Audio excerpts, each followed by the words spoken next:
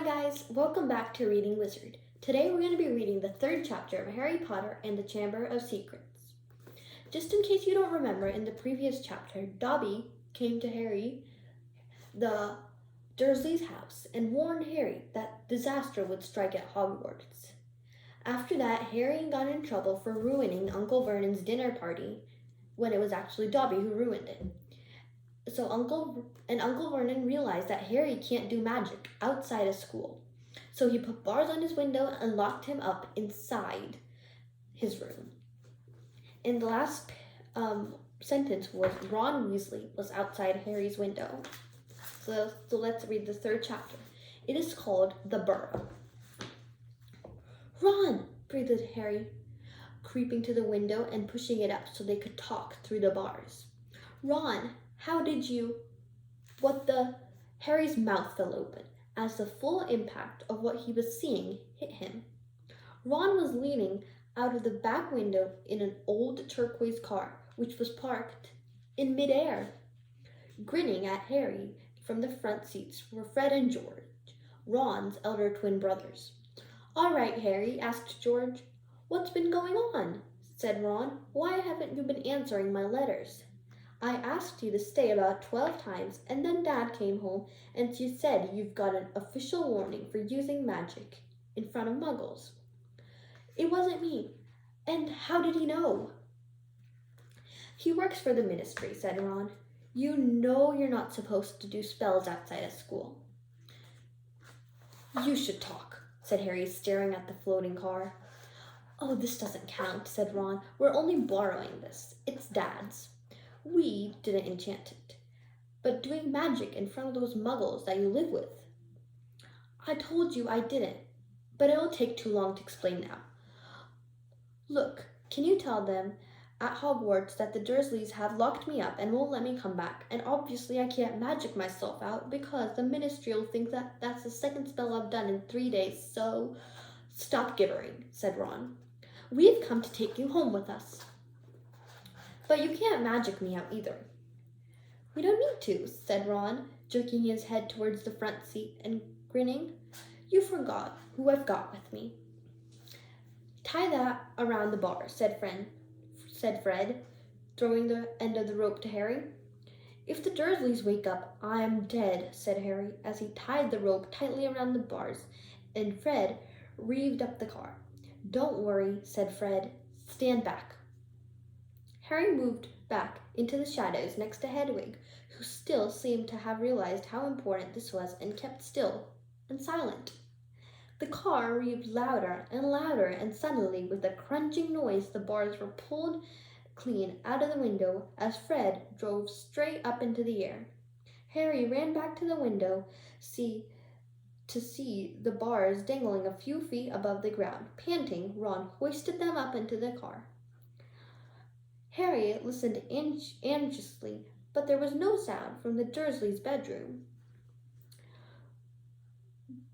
When the bars were safely into the back seat with Ron, Fred reversed as close as possible to Harry's window. Get in, said Ron. But my Hogwarts stuff, my wand, my broomstick. Where is it? Locked in the cupboard under the stairs. I can't get out of this room.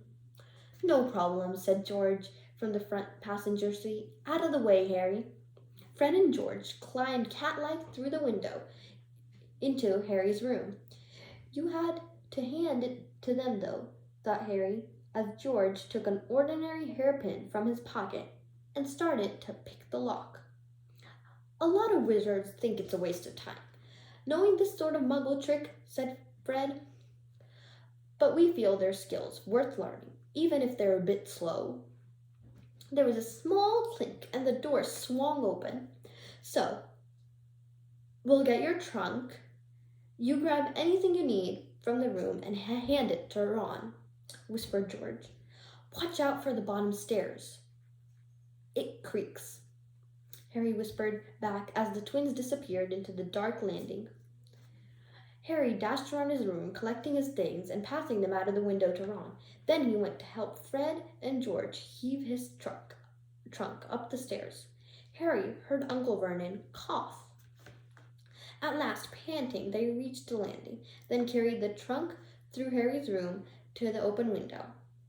Fred climbed back into the cart to pull with Ron, and Harry and George pushed from the bedroom side. Inch by inch, the trunk slid slowly through the window. Uncle Vernon coughed again. A bit more, panted Fred, who was pulling from inside the car. One good push. Harry and George threw their shoulders against the trunk, and it slid out of the window into the back seat of the car. "Okay, let's go," George whispered. But as Harry climbed into the windowsill, there was a sudden loud screech from behind him, followed by the immediate thunder of Uncle Vernon's voice. "That ruddy owl! I've forgotten Hedwig!" Harry tore back across the room. As the landing light clicked on, he snatched up Hedwig's cage, dashed to the window, and passed it to Ron. He was scrambling back into the chest of the drawers when Uncle Vernon hammered on the unlocked door and crashed it open. For a split second, Uncle Vernon stood framed in the doorway. Then he let out a bellow like an angry bull and dived at Harry, grabbing him by the ankle. Ron, Fred, and George seized Harry's arms and pulled as hard as they could into the car.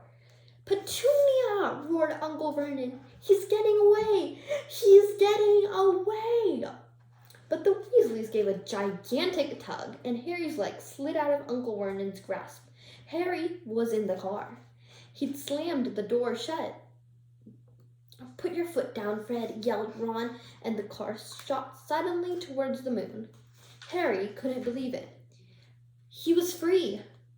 He rolled down the window, the night air whipping his hair, and looked back at the shrinking rooftops of Privet Drive. Uncle Vernon, Aunt Petunia, and Dudley were all hanging, dumbstruck, out of Harry's window.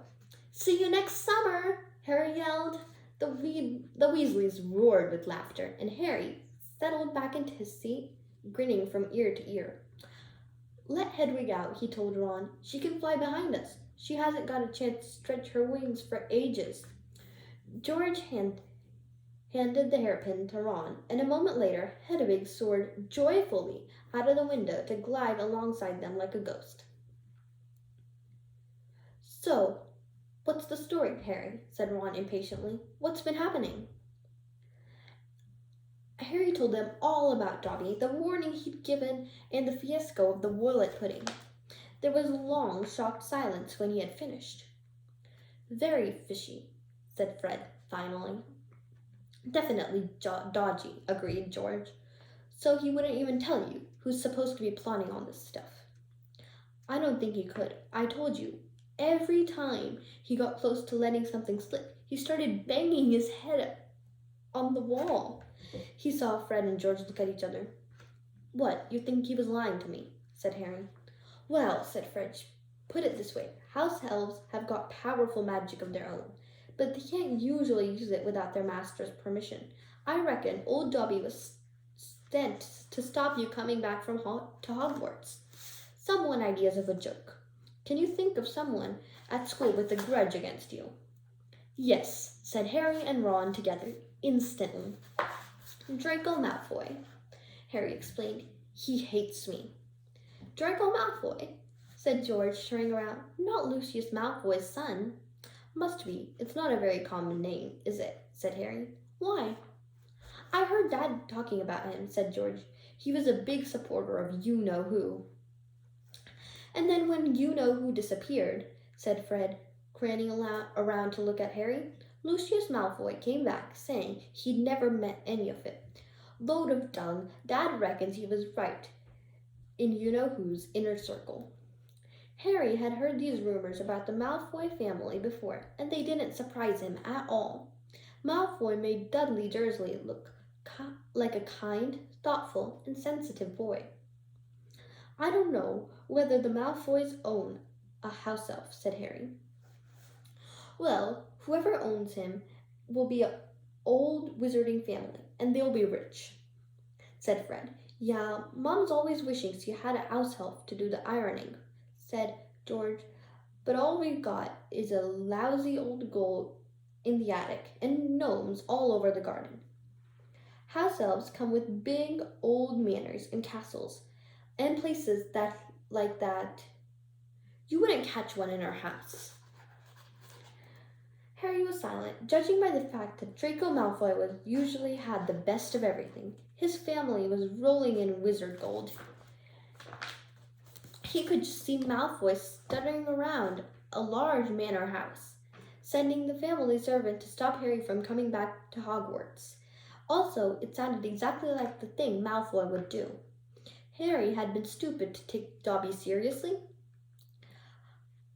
I'm glad we came to get you anyway, said Ron. I was getting really worried when you didn't answer any of my letters. I thought it was Errol's thought at first. Who's Errol? Our owl. He's ancient. It wouldn't be the first time he'd collapsed on a delivery. So then I tried to borrow Herm's. Who? The owl Mum and Dad bought Percy when he was made a prefect, said Fred from the front. But Percy wouldn't lend me him. He said he needed it, said Ron. Percy's been acting very oddly this summer, said George, frowning, and he has been sending a lot of letters, spending a load of time shut up in his room. I mean, there are only some too many times you can polish a prefect badge. You're driving too far west, Fred, he added, pointing at a compass on the dashboard. Fred twiddled the steering wheel. So, does your dad know you got the car? Said Harry, guessing the answer. No, said Ron. He had to work tonight. Hopefully we'll be able to get it back in the garage without Mum noticing we flew it. What does your dad do at the Ministry of Magic anyway? He works at the most boring department, said Ron. The misuse of Muggle artifacts office. The what? It's all to do with bewitching things that are Muggle made. You know, in case they end up back in a Muggle shop or house. Like last year, some old witch died and her tea set was sold to an antique shop. This Muggle woman bought it, took it home, and tried to serve her friends tea in it. It was a nightmare. Dad was working overtime for weeks. What happened? The teapot went berserk and squirted boiling tea all over the place, and one man ended up in the hospital with sugar tongs clamped to his nose. Dad was going frantic. It was only him and an old warlock called Perkins in the office. And they had to do memory charms and all sorts of stuff to cover it up. But your dad, this car. Fred laughed. Yeah, Dad's crazy about everything that has to do with Muggles. Our shed is full of Muggle stuff. He takes it apart, puts spells on it, and puts it back together again. If he raided our house, he'd have to put himself under arrest. It drives Mum mad. That's the main road, said George, peering down through the windshield. We'll be there in 10 minutes. Just as well, it's getting light. A faint pinkish glow was visible along the horizon to the east. Fred brought the car lower, and Harry saw a dark patchwork of field and clumps of trees. We're a little way outside the village, said George. Ottery Street, St. Catchpole. Lower and lower went the flying car. The edge of the brilliant red sun was now gleaming through the trees. Touchdown, said Fred as a slight bump they hit the ground. They landed near a tumble-down garage in a small yard, and Harry looked to the first time to Ron's house. It looked as though it had been one large stone pig pen, but extra rooms had been added here and there until it was several stories high and so crooked it looked like it was held up by magic, which Harry reminded himself it probably was. 4 or 5 chimneys were perched on top of the red roof. A lopsided sign stuck in the ground near the entrance read, "The Burrow." Around the front door lay a jumble of rubber boots and a very rusty cauldron. Several fat brown chickens were peeking their way around the yard. "It's not much," said Ron. "It's wonderful," said Harry, happily thinking of Privet Drive. They got out of the car. "Now, we'll go upstairs really quietly," said Fred, "and wait for Mom to call us down for breakfast. Then, Ron, you come bounding right downstairs going, 'Mom, look who turned up in the night.' And she'll be so pleased to see Harry, and no one will ever need to know we flew the car." "Right," said Ron. "Come on, Harry, I sleep at the top." Ron had gone a nasty greenish color, his eyes fixed on the house. The other three wheeled around. Mrs. Weasley was marching up across the yard, scattering chickens and for a short, plump, kind-faced woman, it was remarkably how much she looked like a saber-toothed tiger. "Ah," said Fred. "Oh dear," said George. Mrs. Weasley came to a halt in front of them, her hands on her hips, staring from one guilty face to the next. She was wearing a flowered apron with a wand sticking out of its pocket. "So," she said. "Morning, Mum," said George, in what had he thought was a jaunting, winning voice. "Have you had any idea about how worried I've been?" said Mrs. Weasley in a deadly whisper. "Sorry, Mum, but see, we had to." All three of Mrs. Weasley's sons were taller than she was, but they cowered as her rag broke over them. "Bed's empty, no note, car gone. Could have crashed out of my mind with worry. Did you care? Never, as long as I've lived. You wait until your father gets home. We never had trouble like this from Bill or Charlie or Percy." "Prefect Percy," muttered Fred. "You could do with talking a leaf out of Percy's book," yelled Mrs. Weasley, prodding a finger in Fred's chest. "You could have died. You could have been seen. You could have lost your father's job." It seemed to go on for hours. Mrs. Weasley had shouted herself hoarse before she turned on Harry, who backed away. "I'm very pleased to see you, dear," she said. "Come on in and have some breakfast." She turned and walked back into the house, and Harry, after a nervous glance at Ron, who nodded encouragingly, followed her. The kitchen was small and rather cramped. There was a scrubbed wooden table and large chairs in the middle. Harry sat down on the edge of a seat, looking around. He'd never been in a wizard house before. The clock on the wall opposite to him only had one hand and no numbers at all.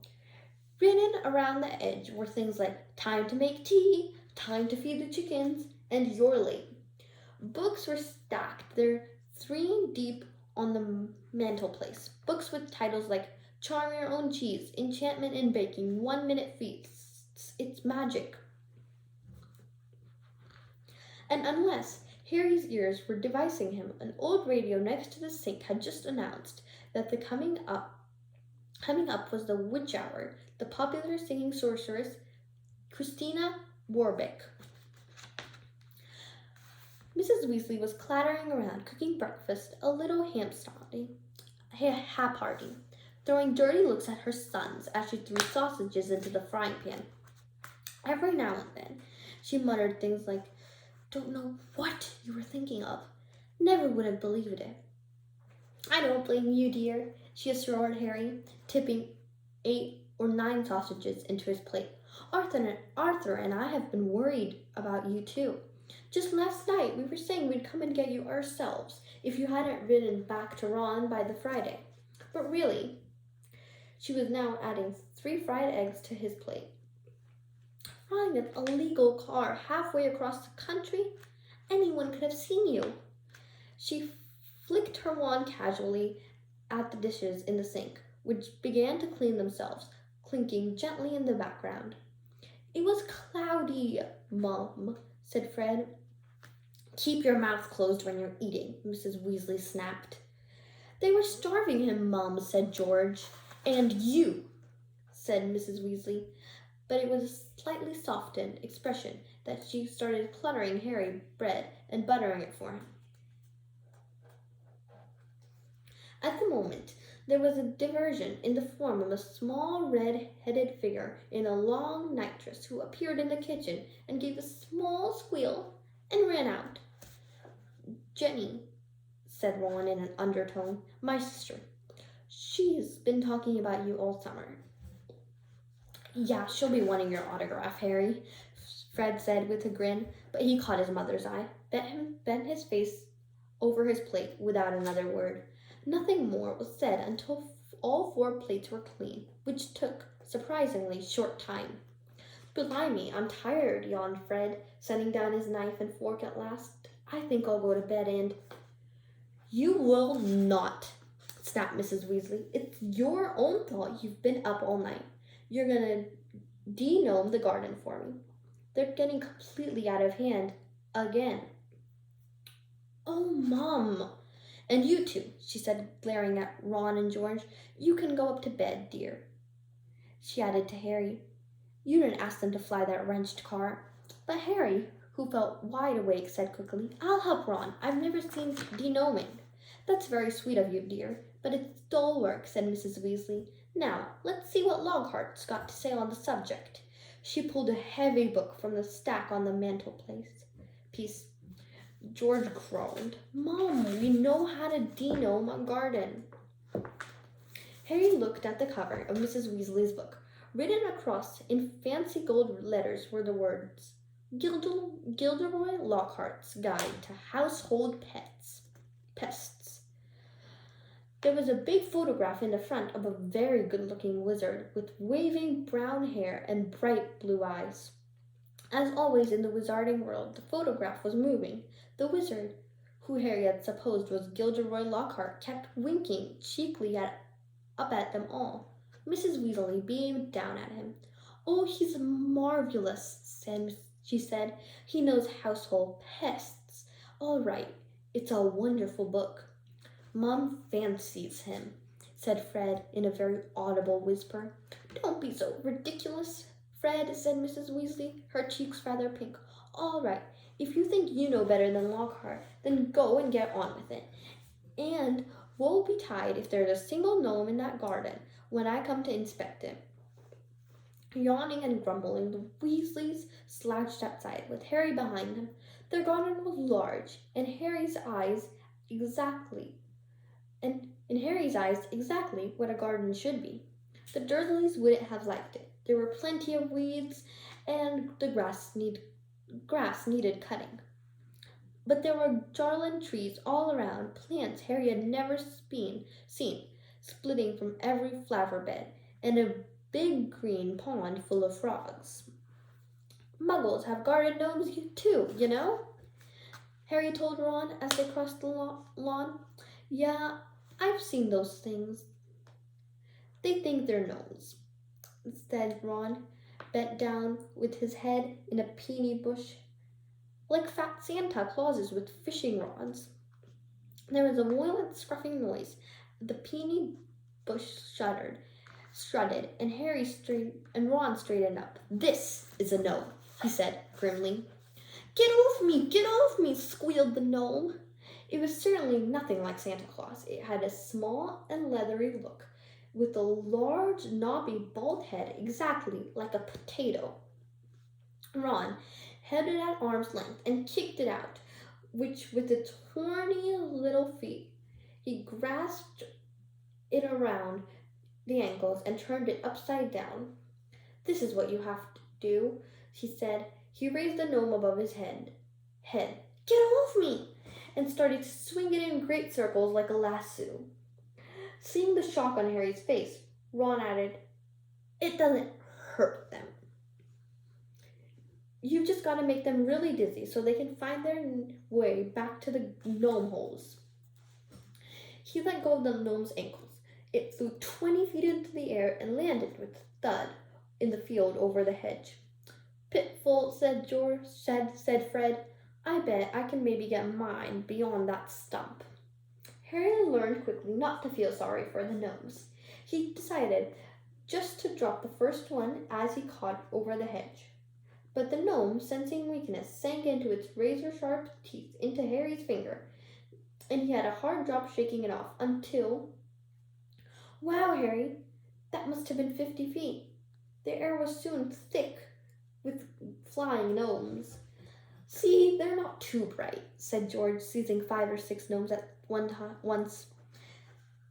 The moment they know de-gnoming is going on, they storm up to you to have a look. You'd think that they've learned it now. Just stay put. Soon the crowd of gnomes in the field started waking away in straggling line, their little shoulders hunched. They'll be back, said Ron, as they watched the gnomes disappear into their hedge on the other side of the field. They love it here. Dad's too soft with them. He thinks they're funny. Just then the front door slammed. He's back! Dad's home, said George. They hurried through the garden and back into the house. Mr. Weasley slumped into the kitchen chair with his glasses off and his eyes closed. He was a thin man, going bald. But the little hair he had was as red as any of his children's. He was wearing long green robes which were dusty and travel-worn. What a night, he mumbled, groping for the teapot as they all sat around him. 9 raids! 9! Any old Mundungus Fletcher tried to put a hex on me when I had my back turned. Mr. Weasley took a long gulp of tea and sighed. Find anything, Dad? Said Fred eagerly. All I got was a few shrieking door keys and a biting kettle, yawned Mr. Weasley. There was some pretty nasty stuff that wasn't in my department, though. Morlake was taken away for questioning about some extremely odd ferrets, but that's committee of experimental charms, thank goodness. Why would anyone bother to make the door keys shrink, said George. Just muggle baiting, sighed Mr. Weasley. So then that can keeps shrinking to nothing, so they can never find it when they need it. Of course, it's very hard to convince anyone because no muggle would admit that their keys kept shrinking. They'll insist that they kept losing it. Bless them, they will have to go any lengths to ignore magic, even if it's staring them in the face. But the things are a lot have taken to enchanting you wouldn't believe. Like cars, for instance. Mrs. Weasley had appeared, holding a long poker like a sword. Mr. Weasley's eyes jerked open. He stared guiltily at his wife. Cars, Molly dear. Yes, Arthur, cars, said Mrs. Weasley, her eyes flashing. Imagine a wizard buying a rusty old car and telling his wife all he wanted to do with it was take it apart and see how it works. Well, really, he was enchanting the car to make it fly. Mr. Weasley blinked. Well, dear, I think you'll find that he would be quite within the law to do that, even if there's... he would have done better to tell his wife the truth. There's a loophole in the law, you'll find, as long as he wasn't intending to fly the car. The fact that the car could fly wouldn't... Arthur Weasley, you made sure there's no loophole when you wrote that law, shouted Mrs. Weasley, just so you could carry on tinkering with all that muggle rubbish in your shed. And for your information, Harry arrived this morning in the car you weren't intending to fly. Harry, Mr. Weasley blinked. Harry who? He looked around and saw Harry and chomped. Good Lord, is it Harry Potter? Very pleased to meet you. Ron's told us so much about you. Your sons flew that car to Harry's house and back last night, shouted Mrs. Weasley. What have you got to say about that, eh? Did you really? Said Mr. Weasley eagerly. Did it go all right? I mean, he flattered as sparks flew from Mrs. Weasley's eyes. That was very wrong, boys. Very wrong indeed. Let's leave them to it, Ron muttered to Harry as Mrs. Weasley swelled like a bullfrog.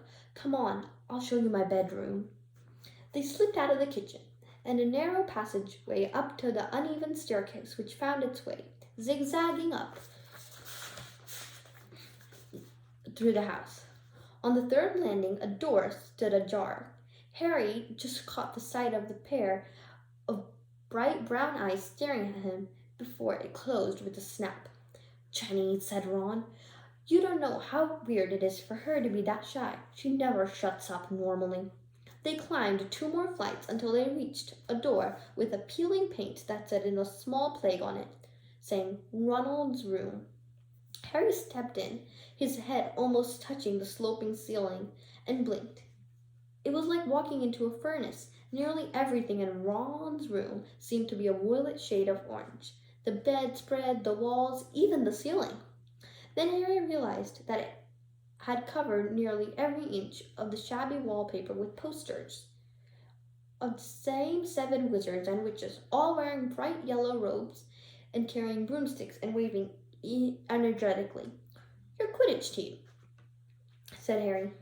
The Chuddy Cannons, said Ron, pointing to the orange bedspread which was embellished with 2 giant black C's and a speeding cannonball, 9th in the league. Ron's spellbooks were stacked untidily in the corner, next to a pile of comics that all seemed to feature the adventures of Martin Miggs, the Mad Muggle. Ron's magic wand was lying on top of a fish tank full of frog spawn on the windowsill, next to his fat grey rat Scabbers, who was snoozing in a patch of sun. Harry stepped over a pack of self-shuffling playing cards on the floor and looked out of the tiny window. In the field far below, he could see a gang of gnomes sneaking one by one back through the Weasley's hedge. He turned to look at Ron, who was watching him almost nervously, as though waiting for his opinion. It's a bit small, said Ron quickly. Not like the room you had with the Muggles. And I'm right underneath the growl in the attic. He's always banging on the pipes and groaning. But Harry, grinning widely, said, This is the best house I've ever been in. Ron's ears went pink. Wow, that was an interesting chapter. We got to see the burrow, which is really well represented if you have ever watched the films. I will see you tomorrow on Reading Wizard. Don't forget, I have an extra clip right here at the end of this video. I will be showing a clip from the movie that kind of took place during this chapter. The clip doesn't have the exact same lyrics as this chapter does, but it's from the movie. So here it is.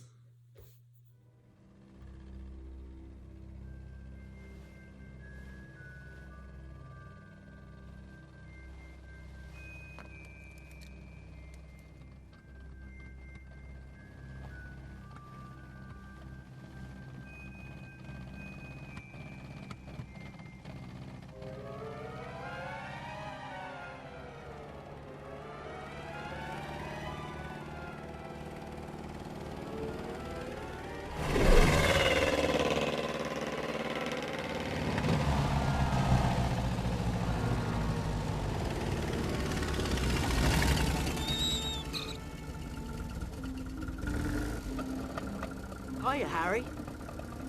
Ron, Fred, George, what are you all doing here? Rescuing you, of course. Now come on, get your trunk.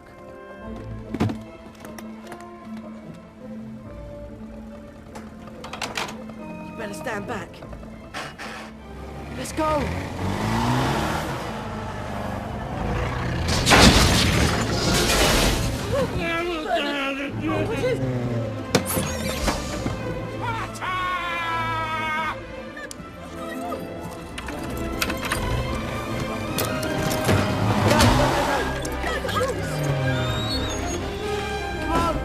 Come on, Harry, hurry up!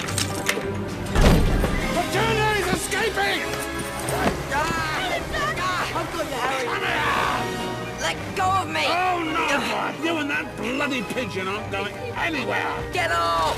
Drive! Fred, drive! No, no, no, no, no,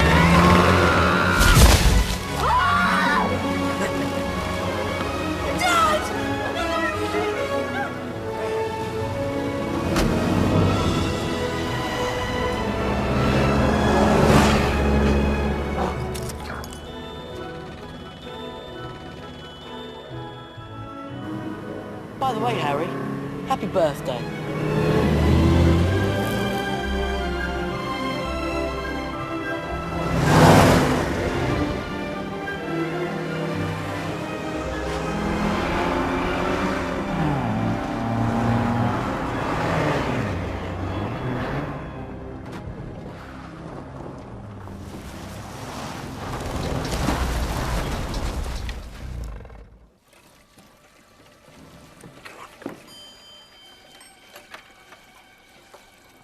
Okay, come on. Shh. Shh.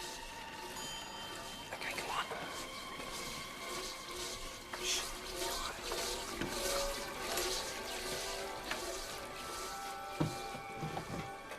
Do you think you'll be alright if we had some of this? Yeah, Mum will never know.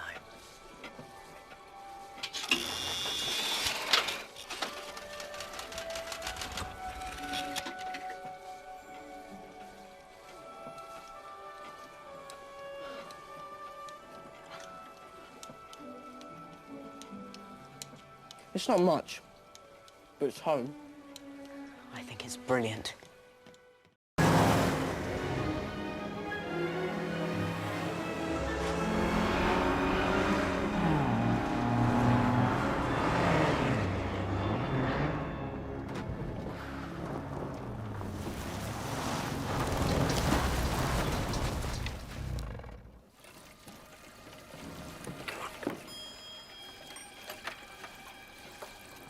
Okay, come on. Shh. Shh. Okay, come on. Shh.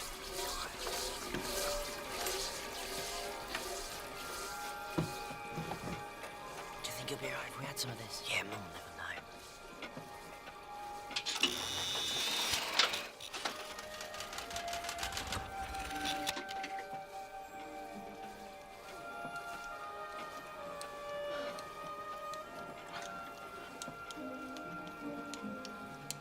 It's not much, but it's home. I think it's brilliant. Where have you been? Harry, how wonderful to see you, dear. Bed's empty, no note, car gone. You could have died. You could have been seen. Of course, I don't blame you, Harry, dear. They were starving him, Mum.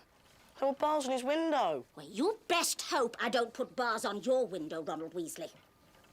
Come on, Harry. Time for a spot of breakfast. Here we are, Harry. Now, tuck in. That's it. There we go. Mummy, have you seen my jumper? Yes, dear, it was on the cat. Hello.